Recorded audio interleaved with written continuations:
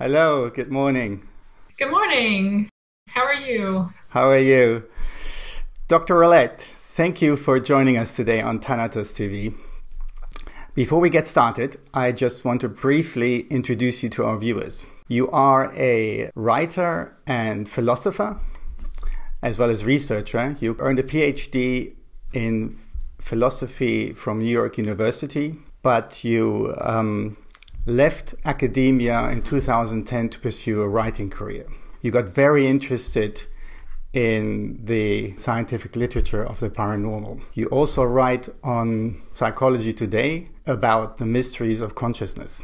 So I'm very excited to talk to you about your 2019 book, The Source and Significance of Coincidences. What got you interested in coincidences in the first place? Well, personal experience, to put it simply. So that was really the generation of the book, was an experience that I had back in 2015. I had some other coincidence experiences before this one, but this was kind of the big one in 2015 that set me to really researching intensively this whole phenomenon and grew into a book. So what happened back in 2015 was I was on like a weekend getaway with some friends in a place that I didn't know. It was like the mountains of Pennsylvania, an area I'd never been to. And we needed to find a grocery store one day. And we were just kind of driving around trying to find some groceries and couldn't find a store. So I was with one other friend, and we pull over to the side of the road, and she got her smartphone out, and she asked her smartphone to show us the nearest grocery stores. And then because she was driving the car, she handed me her phone. And when I looked at it, it was showing a list of grocery stores there in Pennsylvania where we were. And I clicked map because I wanted to see them, laid out so I could figure out what was the easiest one for us to get to. And when the map loaded, it showed me completely different grocery stores. It showed me 5 grocery stores in France. I recognized the name of the French grocery store chain because I used to live in France, and I recognized the names of the towns as being French towns. Now, a little more background to this. This particular weekend, I had been thinking a lot about France because, as I said, I had a history there. I hadn't been in France for several years, so I was really yearning to go back and really kind of obsessing about whether I would have a future relationship with that country. I was also thinking a lot about my ex-fiance, who was French and that I had lived with in France. And so that had been very much on my mind, particularly on that weekend. And then I look at this phone, and suddenly it's showing me grocery stores in France. So this is really, really strange. I just kind of looked at it. I told my friend, I was like, I don't know what to do with this. It's showing us like we're in France now. And I just handed it back to her. I had never touched this phone before in my life. Like, all I did was press that one button, map. That was the only interaction I'd ever had with it. So it couldn't have known in any normal way any of the things that I had been thinking about that weekend. So that was interesting in and of itself, a little bit strange. And I was thinking about that for a few days. When I got back from that trip, I had in my mind one of these towns that I had seen on the map. And I couldn't remember exactly where in France it was. And part of me wondered, maybe it had been in French Canada or something, and maybe it wasn't that big a coincidence after all. So I decided to Google this town to see exactly where it was. And it turned out that it was in France, in the region of Brittany, which is where I had lived with my ex and where he still lived. So I saw that, and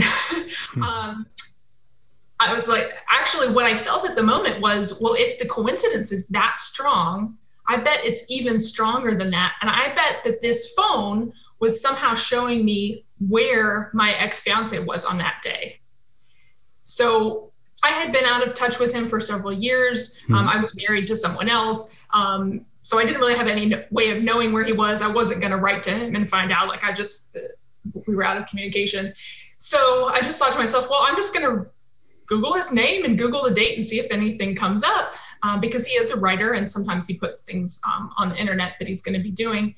And lo and behold, I get a page from his blog that says that on that date, when I saw that map, he was going to be in this town called Cairnglough in Brittany. And when I Googled where that town was, it was 2 miles away from the grocery store that I had seen on the phone. Mm-hmm. So that coincidence was the first one in my life that was so strong that I couldn't explain it away in any other way. There was something going on here that was beyond what we've been taught is possible in this, physical universe. And I had to find out what that was. Coincidences are often regarded as meaningless or without context. You take a different view. You say they actually point us to a meaningful reality beyond what science can measure today or what phenomena they would accept nowadays. Well, what I would say is, so people use the term coincidence in different ways. Yeah. So some people will say, oh, it's just a coincidence, and that means that it's not meaningful in any way. I tend to use it in a broader way. It's an event that happens that seems like it could or could not be meaningful. We're asking ourselves that question. And so I try to use it in this neutral way and then ask, okay, well, is there a reason to think that something more was going on here? And then we can investigate it. So it's sort of the term we use before we go in and do the more careful investigation. Yeah. So the title of your book says the source and significance of coincidences. Can you give us a breakdown of all the important sources of coincidences that you found? So there are a lot of them. The very first one that I discuss in the book is chance. I do think that that's an important possible source to investigate. And I'm very interested in the probability of coincidences and stuff. So I do investigate that first off and say, yes, that could be an explanation for certain events that we experience, but it's not for some of them as well. There's something deeper going on. So another big category is coincidences that are caused by psychic abilities that we didn't know that we had, or some of us aren't aware that we had before we have these experiences. So for instance, our ability to communicate telepathically with other people. So a lot of people have the experience where you think of somebody and then they call you on the phone out of the blue, like you haven't talked to them in a year, and there they are on the phone when you just thought of them. It's very likely that there's a telepathic connection happening there. Either you became aware unconsciously that they were going to call you, and so you started thinking of them, or your thought of them telepathically prompted them to call you. Or there's also the possibility that you were able to sense what was going to happen to you in the future, the phenomenon of precognition. So this ability to be aware, at least on some subliminal level, of an event that's going to happen, and you start thinking about the person because part of you knows that they're about to call you. I would say this is probably the most common kind of coincidence that people experience, is something that's caused by this telepathic connection or precognitive ability that we're not generally aware of. And I tend to call those coincidences that we cause by ourselves. Our own abilities cause them. Another group of coincidences are caused by the spirits of people who have passed on. So there are lots of cases where it seems like something happens in your life that is a communication from somebody who has died, that was close to you in some way.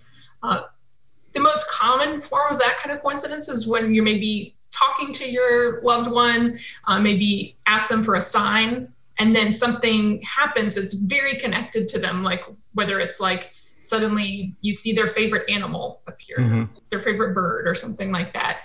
But there are also a lot of cases, and we can talk about this more if you want to, where there are these really evidential coincidences that it's not your imagination by any stretch. And there's all of these interesting confirmations that we can get for where the source of those coincidences is. So that's another category. I actually discussed coincidences caused by the yet to be born. For those who are familiar with the whole literature about reincarnation and past lives, which I imagine many of your viewers are, our souls there's a lot of evidence that our souls exist before we're born into our current bodies. Mm-hmm. And the children that we are going to have can often communicate with us, sometimes through coincidences, before they're born or even before they're conceived. Mm-hmm. Can you remember any incidents like that? Yeah. I think one of the best cases comes from some work that's done by some Japanese researchers on reincarnation. Mm-hmm. They specifically investigate what they call intermission memories, memories of the time between lives. So children who remember the time between their death in a former life and the time that they came to be born in this life. So in this one particular case, this woman had lost her young daughter, mm-hmm. and her daughter was very sick, I think, with leukemia. And as her daughter was dying, she told her mom, I'm going to write you a letter and I'm going to ask you, are you lonely? Something like, are you okay? Aren't you lonely? And then her daughter died. Well, about 5 years later, she had a son. And when that son was about 5 years old, he was like doodling around this paper, was writing this little thing, and he told his mom, here, I wrote you a letter. Mm-hmm. And she couldn't read it. It was just kind of scribbling. And she was like, whoa, what does it say? And he said, it says, are you okay? Aren't you lonely? Okay. So there was this indication that this child was the reincarnation of the child that she had lost, but that's not the coincidence. So this is just to kind of establish the setting. Uh-huh. So before that second child was born, she had this dream that she was watching TV and that her favorite band was playing on TV and was playing this new song that she'd never heard before, but that was really beautiful. The next day, she was actually, turning on the TV. There was the band on TV, and lo and behold, they're playing a song that she's never heard before. So she starts really paying attention. And the song has these lyrics that are about, I'm sorry that I had to leave you, but I'm coming back to you. Something that made her immediately think of her deceased daughter and think about her daughter being reincarnated. And then I think it was in the next week that she discovered that she was pregnant mm-hmm. with the child that would eventually have these indications of being her reincarnated daughter. So here you've got this song. Well, there's a coincidence between the dream that seems to prepare her, and that mm-hmm. her precognition may have been part of that. So the dream kind of prepares her for seeing this song, but the song itself seems to be a communication from the soul of her deceased daughter, yeah. but also the soul of her son. So it's almost like there's a chain of events. Yeah. And that's part of what I try to do in the book, is to bring out specifically the cases that are really evidential, because they have all of these pieces, all of these extra little bits of confirmation. Because a lot of us, the coincidences that we experience in our daily life, they're not quite that strong. Mm-hmm. Like they're just, there's this bird coming that makes us think of our grandma, and we're like, well, there's something weird about that bird. It really makes me think that my grandma is with me, but maybe it's my imagination.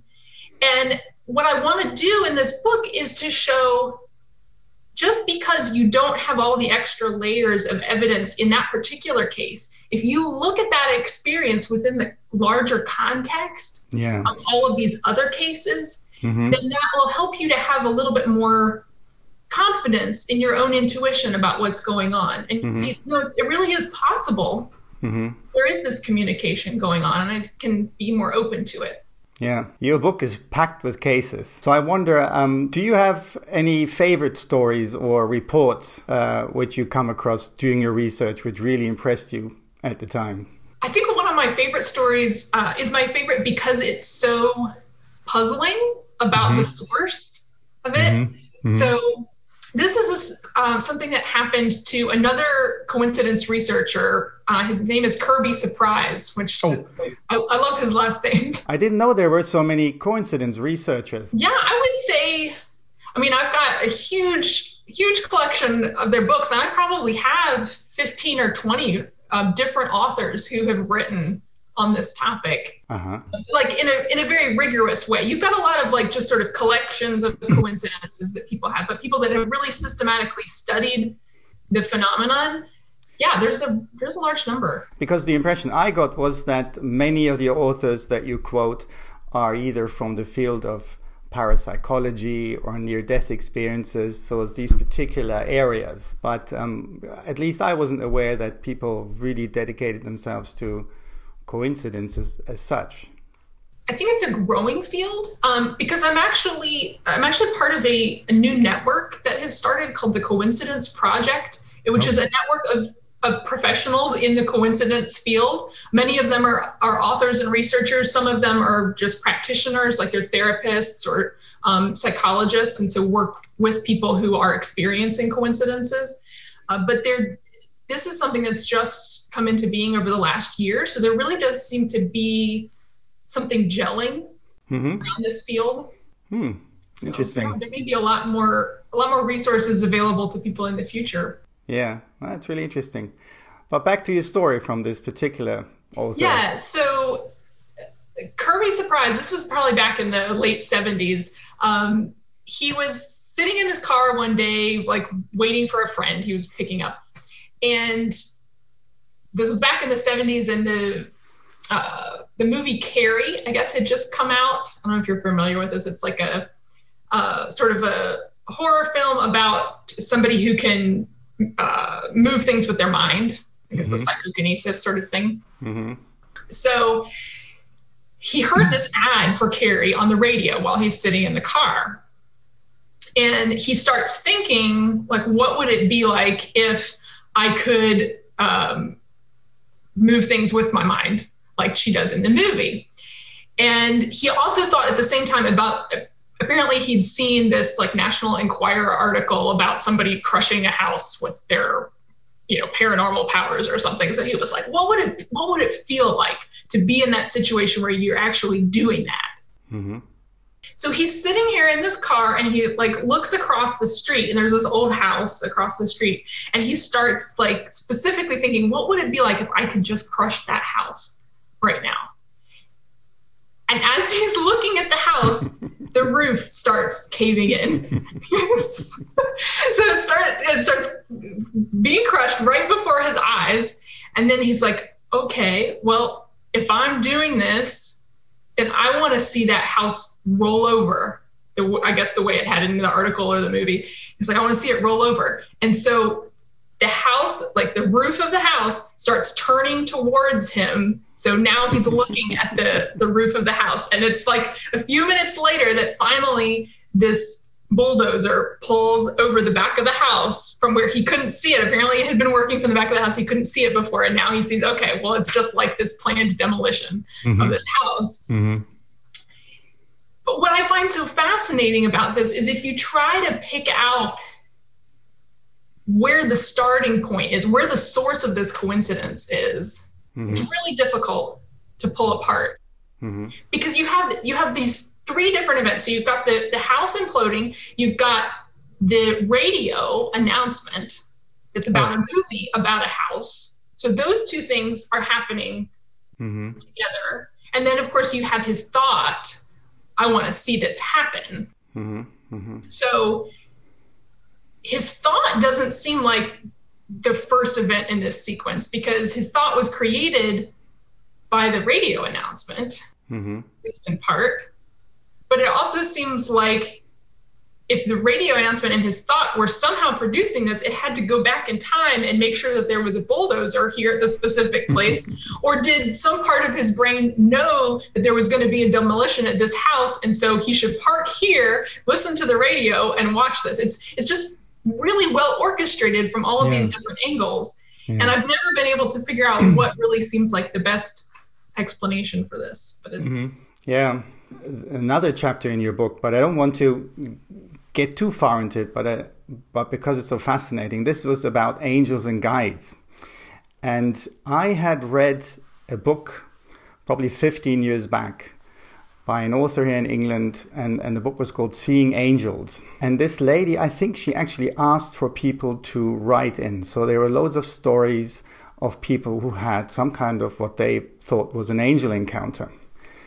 And what your chapter reminded me of was when I first read this book, I first came across these cases where literally out of nowhere somebody seems to pop up and help the person or point them the way or something else, and suddenly they're gone again, and you can't explain this.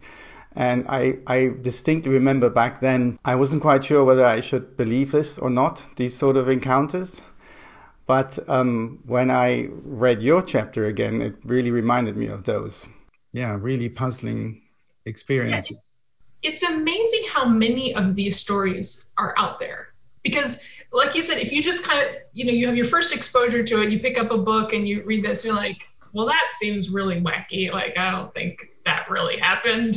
But then you go and you talk to somebody who had it happen to them, and they tell you, and then you go over, you read this other book, you're like, oh my goodness, there's all these other people. And you start to see patterns in them too, like this pattern of somebody appearing when there was no one there just a moment before, and then when they leave, that you kind of turn your back and they're gone and you don't know where they went.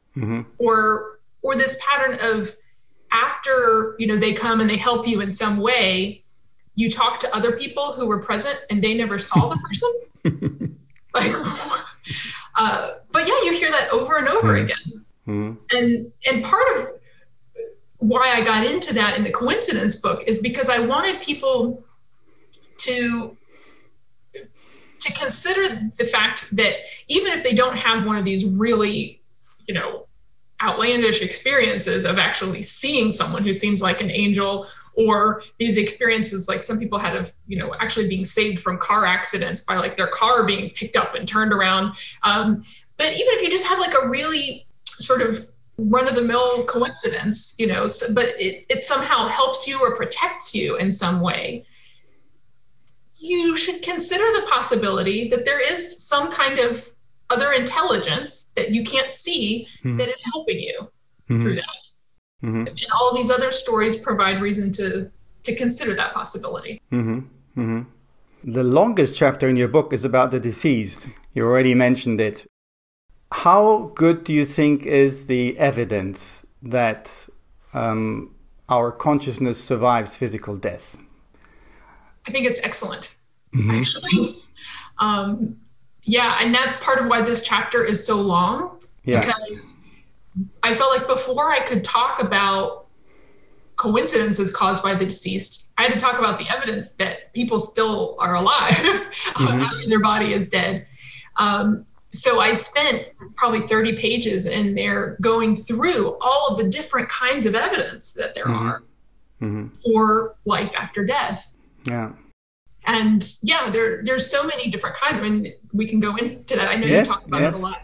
Which ones do you think are the most compelling, or it's in its entirety? So yeah, definitely it's this whole constellation of experiences. So just to give an idea of the different things I'm talking about. So I like to divide the evidence into two kind of groups: the third person evidence for survival and first person. So third person is when we as living people in our bodies are experiencing the continuing consciousness of the deceased. So from a third person perspective, we're experiencing things that make us think that they're still living. So things like seeing an apparition of a loved one, which is, again, just like angel experiences, these are way more common, I think, than most people realize, is actually having a visual experience of somebody who has passed on. So apparitions, very vivid dreams of people who have passed on, mediumship experiences, messages that are coming to you through mediums. In all of these cases, the most compelling evidence to me is evidence, well, first of all, that brings new information to you. So the most evidential apparitions, I think, are the ones that happen before you know that the person has died, or they were even in danger of dying. So you'll see them, and maybe in a lot of cases, they'll kind of tell you something about the situation in which they died. And then, you'll be like, oh, well, I didn't know that, Uncle so-and-so was even, you know, in a situation where he might be dying. So you ask your mom, oh, is something going on with Uncle so-and-so? And she's like, well, actually, he just passed away. So you've got the apparition providing you new information that you wouldn't have had otherwise. And sometimes it's other information as well. It's not necessarily about the person's death, but it might be providing you information about something to do with their will, something about money that they maybe there was a case. This was a dream case, actually. But in this dream case, the evidence comes from several different aspects. One of them is that it was a dream that was had by two separate people of the same person, had a lot of very similar elements in the dream itself, like the landscape and the way the person appeared. But then a message that was brought in this dream was that this person had hidden money at a particular place inside the wall of their house and wanted their widow to be told to go open the wall up at this place and pull the money out. And then lo and behold, they go and they open the wall and there's the money. So that kind of new information. Also, like I mentioned, the multiple percipients, when you've got multiple people having the same experience. And that happens not only with dreams, but it happens with apparitions. You get multiple people in the same room seeing the apparition, but you also get multiple people seeing an apparition in different places at the same time, when they're not aware that the other person is having this experience. So like there's a case where there was a family where the father had died, and on Christmas Eve, the mom was sleeping in the living room, I think, near the Christmas tree, and she saw an apparition of her deceased husband. And then the next morning, she did not say anything to her children. She had two sons. She didn't say anything to them. One of them went off to work, had to work on Christmas. The other one was at home. And the one that was at home said, you know, it's weird, but I saw Dad in my room last night. So here you've got already this second apparition happening around the same time. And then when the other son comes home from work, he says, you know what, guys, I saw Dad last night in my room. So there you have three separate people who didn't know anything about each other's experience and yet experienced the presence of this person. But where was Dad? Had he just died, or he had died a while back? I'm not sure how long it had been. I think it was fairly recent, like maybe in the last year, but I see. Look at the case to tell you for sure. I had confused it. I thought it may have been one of those where the person had just died and they didn't know about it. No, sorry. Yeah, I should have clarified. No, they all knew that he was dead. And they were mourning the fact that he wasn't going to be there, you know, for Christmas time. And they actually saw him present there. So yeah, that's like the third person evidence, the apparitions and dreams and things. But then you also have all of this first person evidence from people who've gone through the experience themselves of having died. So near-death experiences is a very clear example, but also children who have memories of past lives. A lot of them have memories not only of their death in that life, but of their being conscious after their death. So they remember a lot of the things that near-death experiencers report. They remember sort of coming up out of their body. They remember kind of still hanging around as a soul in that area and trying to communicate with people and often not being successful, which is also an interesting thing when you're studying coincidences. You're like, how many of these coincidences are things the deceased are trying to communicate with us and they're just not able to get us to pay attention or to take seriously what we're experiencing. But yeah, so you have children remembering, trying to communicate from the afterlife. You have them remembering sort of a period of being in heaven between their lives and meeting other people in heaven. So for instance, in this one case, I think this one was investigated by Jim Tucker, if I'm not mistaken. I know you've interviewed him on here.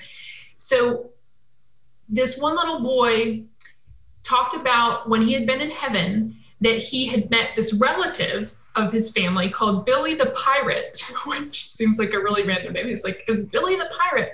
And Billy the Pirate told me that he got shot at close range when he was out in the mountains, and that's how he died. And he told his mom this, and his mom's like, I have no idea I think he's just making this up. Like, I've never heard of him called Billy the Pirate in our family. But then she went, and talked to somebody older in the family, and they said, yeah, actually, you had this cousin who went by Billy the Pirate, and he was shot up in the mountains, and that's how he died. So kids are experiencing things, or remember experiencing things during this intermission period that then can be verified afterward. And then you've got kids who remember things, remember seeing things that happened soon before their birth into the new life, and sometimes from before their conception. In fact, there's a whole slew of stories of people who remember actually the moment of their conception, which could be a little disconcerting for parents. But one of my favorite cases was this gentleman. Actually, he remembered this even until like his later years. Like, this wasn't just a child remembering this, but he tells about how when he was a child, like 7 years old, he had this memory of being conceived, or of his parents conceiving him in the front seat of their car. And he like knew what car it was and what it looked like. And so he went to his parents and he was like, I think the way he put it was I placed with you in the front seat of, this car? And they're like, oh, we're not going to talk about that. So they kind of put him off. But then the memory stayed with him. And when he was in his 20s, he went back and like insisted to his mom. He's like, I have this very vivid memory that it was in this car. You and Dad were in the front seat. You had opened this door and you had looked in the back seat to make sure that my sister was asleep. And she confirmed everything that he was saying about that memory, which was before he had even the inkling of a body that he could have been connected to. So we got this long continuum of experiences, people experiencing dying, being aware right after their death, being aware in, heaven in between, and then being aware of what's happening on earth right before they receive a new body. When you put that together with all of the third person experiences, I don't see how you could explain that away. It just seems obvious to me that there is something, that consciousness goes on after the body, and it doesn't fit with so much of what science currently understands about the relationship between consciousness and the brain. But that's why we have to do science, and we have to keep investigating and figure out what's really going on here. I wanted to talk to you about consciousness in general. I think the philosopher David Chalmers called it a hard problem of consciousness research. Can you explain what that means and what solutions may be? The hard problem of consciousness, and this is something that philosophers of mind talk about a lot. The hard problem is, how can you explain in physical terms what it's like to be conscious? So a lot of what we are able to explain as far as consciousness is all of the behaviors that arise from consciousness, your ability to talk and to have memories and all of these different things. And those we can correlate with, what's going on in your brain and what have you. But no matter how carefully we describe the physical state of your brain, there's nothing in that description that explains why it feels the way that it does for you to be you. And why specific experiences feel the way they do. So why, when you look at something that we would call red, why do you have that particular experience that is your experience of red? Why don't you have the experience that you have when you experience something blue? Or, when you eat a particular food, why does it taste the way that it does and not like something else? Now, some people think that, well, if we just keep investigating the brain further, that we'll figure this out. If we get more data about how neural networks work and how the physiology of individual neurons, that we will be able to figure out the answers to those questions. But I think the problem is much deeper than that, because when you examine what it is for a property to be a physical property, what physical descriptions are, all of them are descriptions about the way that physical things affect other physical things, or affect other things. So they're all what we call in philosophy relational or dispositional properties, the way that a property relates to something else or the way it's disposed to affect something else. So no matter how many properties like that you put together and say, okay, well, this will affect this in this way, and this will affect this way, you never get to a property that explains what the thing is in itself. It's all about what it's going to do to something else, how the system is going to evolve, but we don't have any description, for instance, of what an electron is in itself, or any of our basic physical particles. So you mean you can't describe the electron itself, you can only describe what it does, how it bounces off, but not actually what it is. Right. It's all about how it affects our experiments, how it affects our observations of it.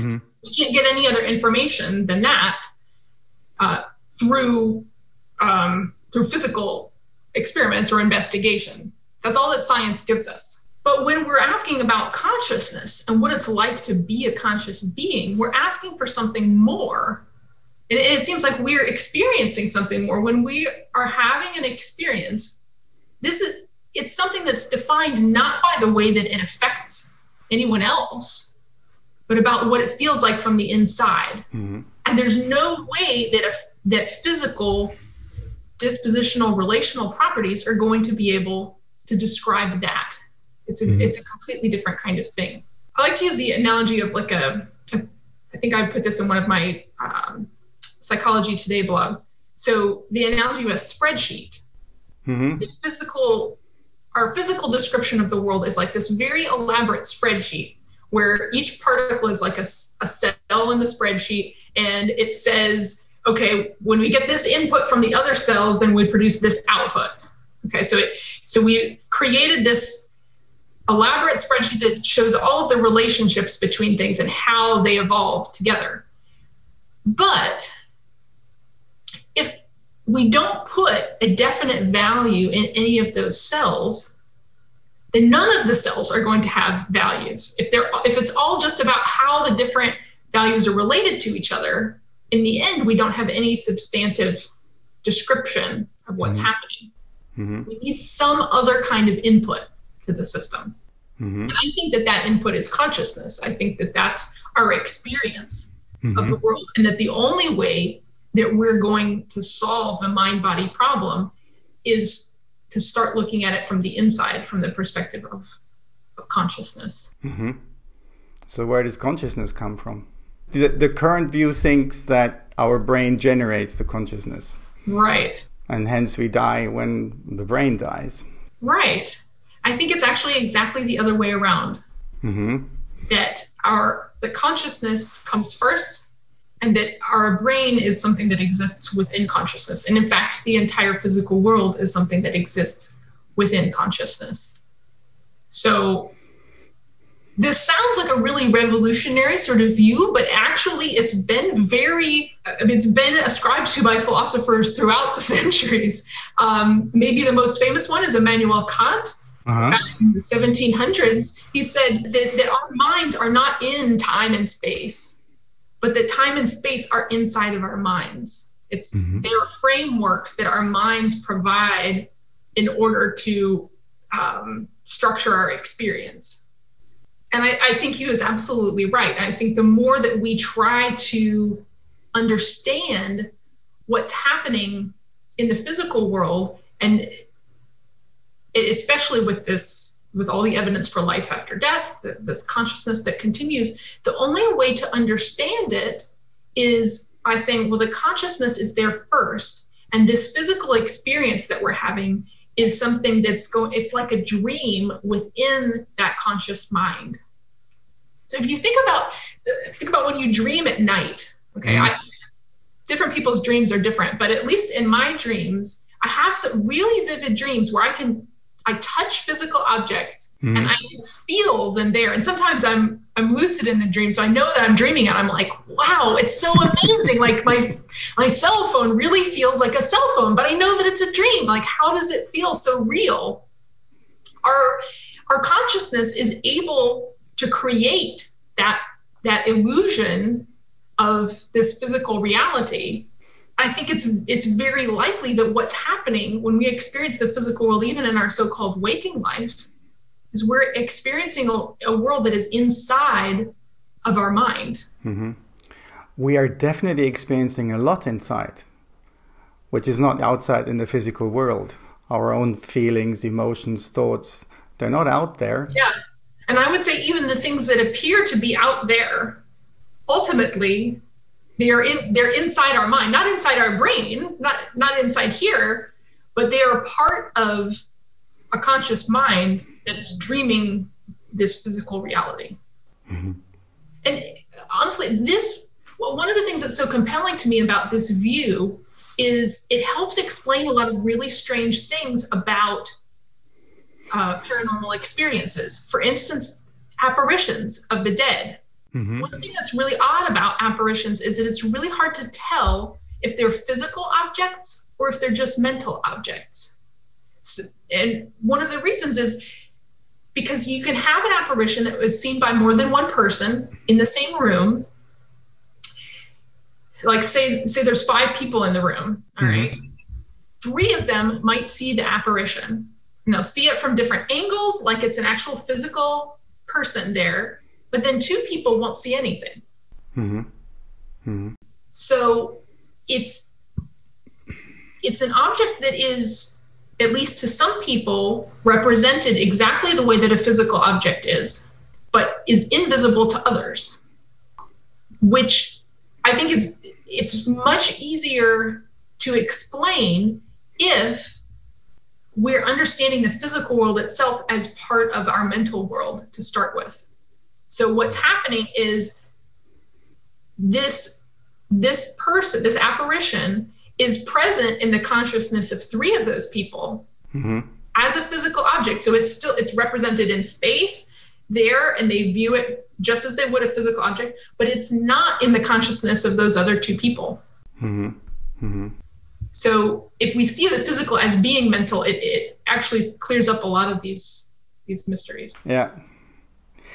So your book provides ample evidence that not just coincidences are more than just chance events. It's also this whole question about consciousness that we just touched upon. But, and in its entirety, it challenges the predominant materialistic view of the world, which is still maintained, I would say, by the majority of scientists, by the mainstream media, by doctors, medicine, psychologists and psychiatrists. Taking public life. Sometimes when you get people privately, they're willing to admit to more than they will. I see. I've heard that. Yes. Yeah. So from this body of evidence, what kind of worldview or an understanding of the universe can you see emerging? I think it's definitely a worldview that makes consciousness more central. Mm-hmm. And there's a lot of interesting stuff going on, at least in philosophy, which is, of course, the field that I'm most familiar with.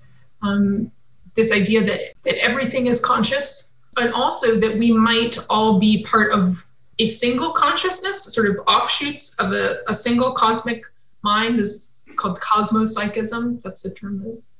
So this centrality of consciousness seems to be part of the shift that's happening. Mm-hmm. There's also a lot of interest within scientific circles and like information science circles about the idea of the world as a simulation, the world as something that's created by information, and it's a projection from information. So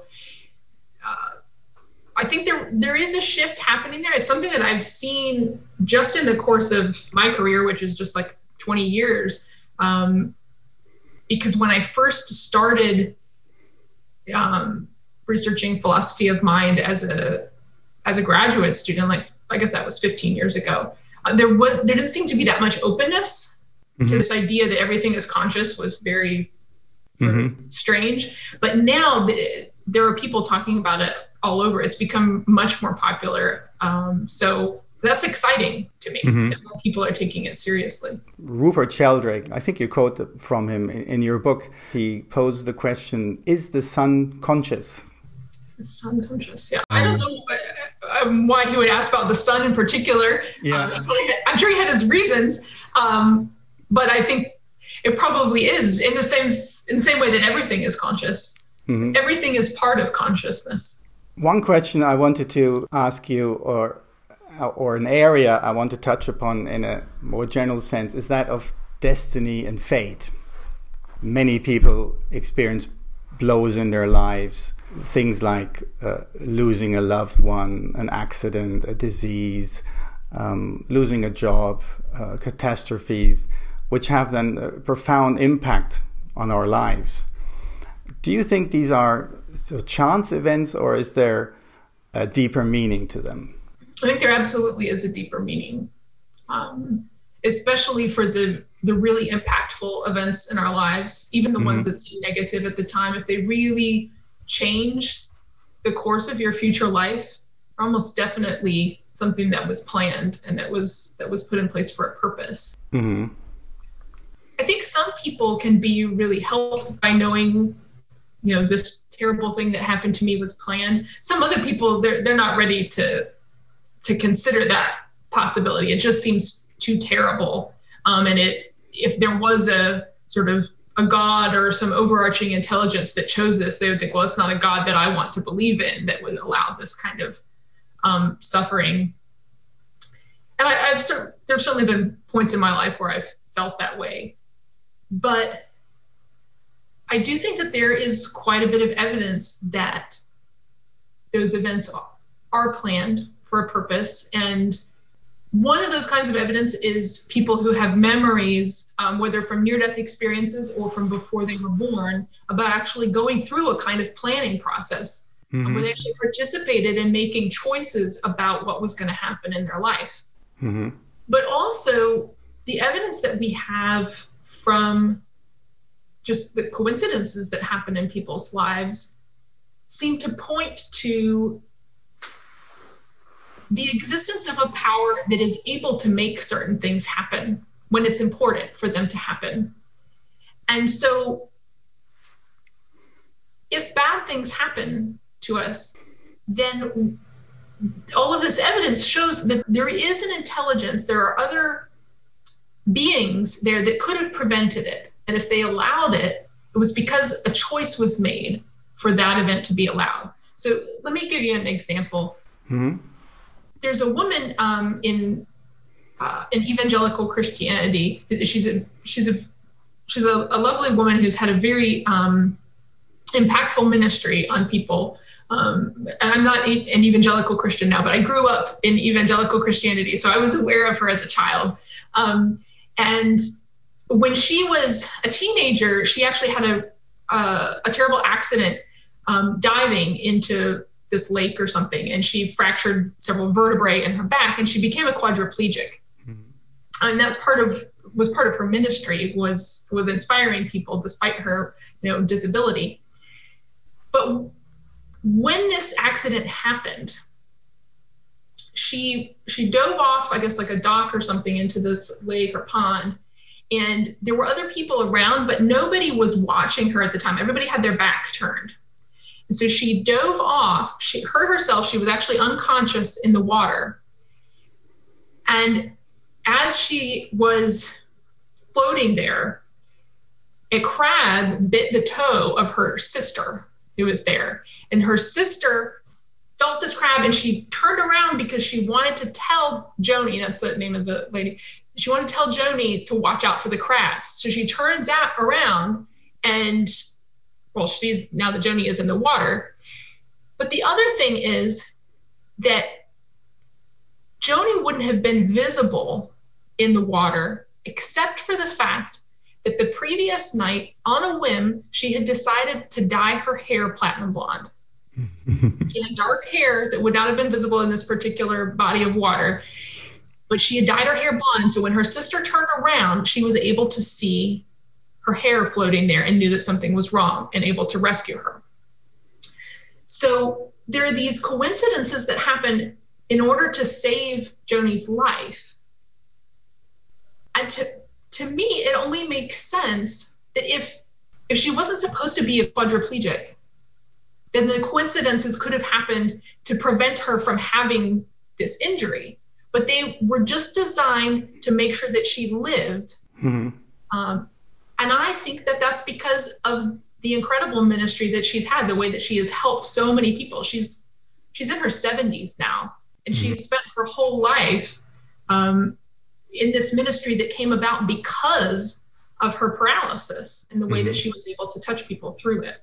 Mm-hmm. So I think even those really devastating events that happen to us, they can be designed to set us on a particular life path that enables us to accomplish what we're here to accomplish. Mm-hmm.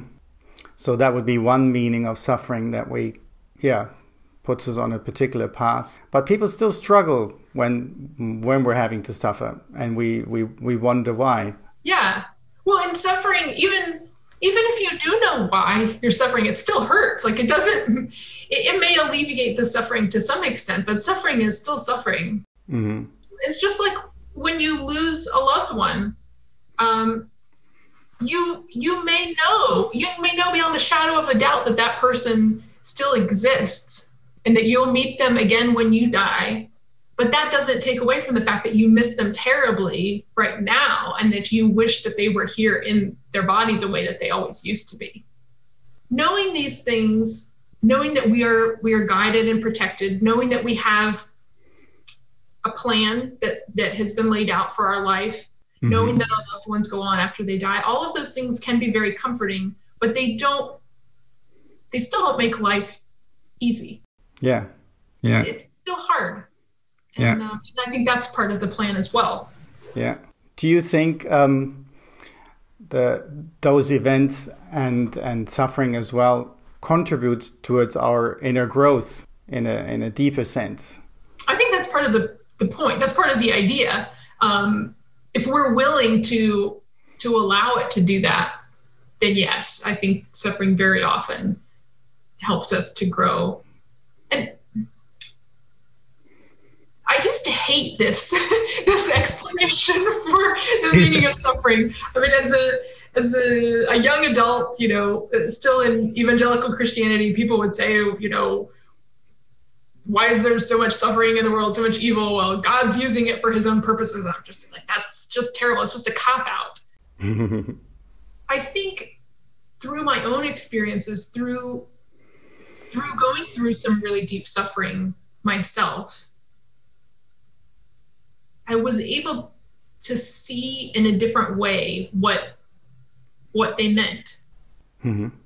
Because even though suffering is really hard and really hurts, there's a way that it opens you up to positive experiences, in particular the experience of love and connection to others. Mm-hmm. And I think you almost can't experience if you haven't gone through some of that suffering. It's like the suffering sort of breaks us open in mm-hmm. a way that almost nothing else does.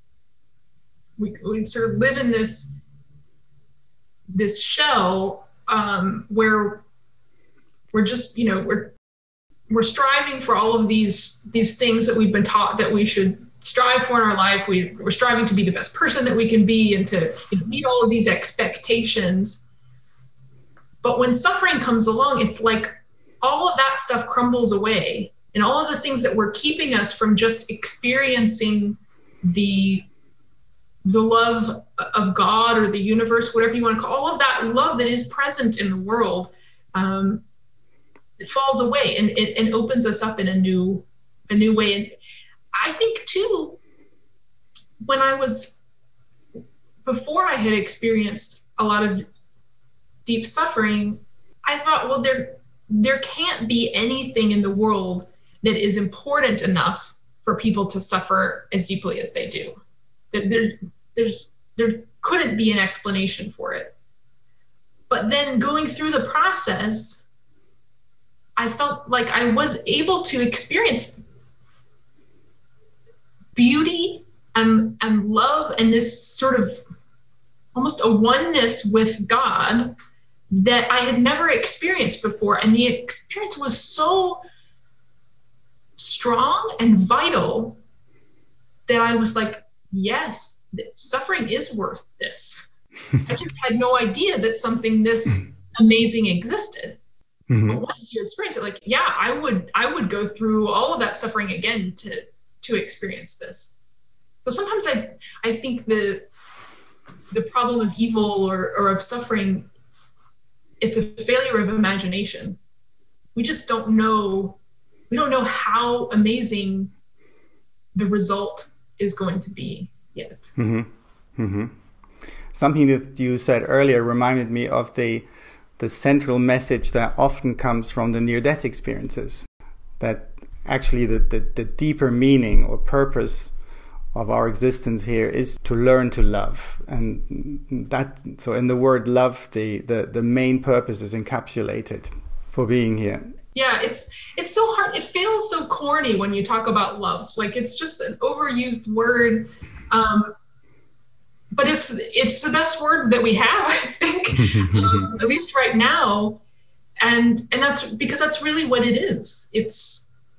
But you have to have the experience of it to really to get it, I think. Because it's not just about falling in romantic love with someone. No. It's something so much deeper and so much more all-encompassing, as the ND years tell us. You just said something that reminded me of something in your book, because you in one chapter you write about evil and malevolent beings or entities which can cause coincidences or experiences. Can you expand on that a little bit? So in addition to there being all of these sort of protective, helping, guiding entities in the world, it does seem that there are some malevolent ones that aren't necessarily acting in our best interest. And some of these, it seems like they're the spirits of people who are deceased and have not been able to let go of some of the negative emotions that they felt here on earth, the anger that they had towards certain people or what have you. And so they kind of hang around trying to mess with those people's lives. There are several cases that seem to provide good evidence for that. I do have a section on, whether, evil spirits can possess people and things like that. It's a really complicated topic, but I think it is important. I think the moral of the evidence that I present in the book is that it is important to consider what the origin is of the coincidences that you're experiencing. That sometimes they can be misleading. Yeah. Just because something is supernatural or paranormal doesn't mean that it's good. Doesn't mean that it's necessarily a sign from God. You have to use your own judgment, your own intuition, and look out for yourself. Prayer is very helpful. I mean, whether you're actually praying to a God or just, centering yourself in love and in positive intentions, so that you have a way to figure out what the purpose is of these events that are entering your life, and ask for the help of those entities that are positive to help you figure that out and to protect you from anything that would harm you. It sounds sort of woo-woo and new agey. I just think it's important to realize that it's not all positive. It's not all good. You just need to be careful about that. What are you working on at the moment, and what are the plans for the future? Yeah.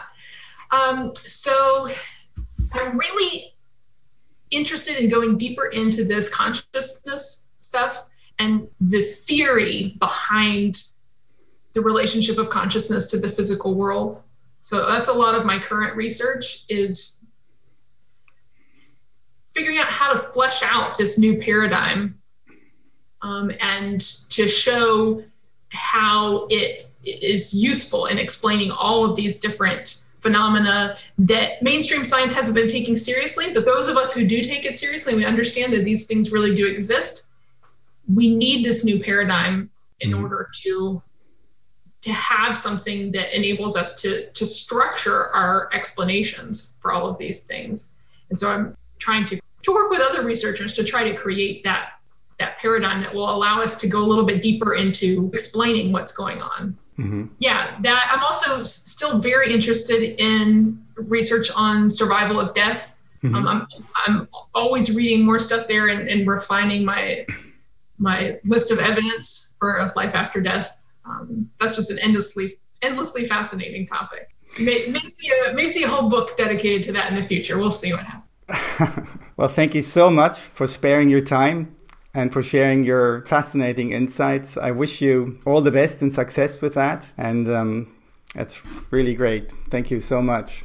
Well, thank you so much for having me. It was a real pleasure talking with you. You're welcome. Thank you. Bye-bye. Bye.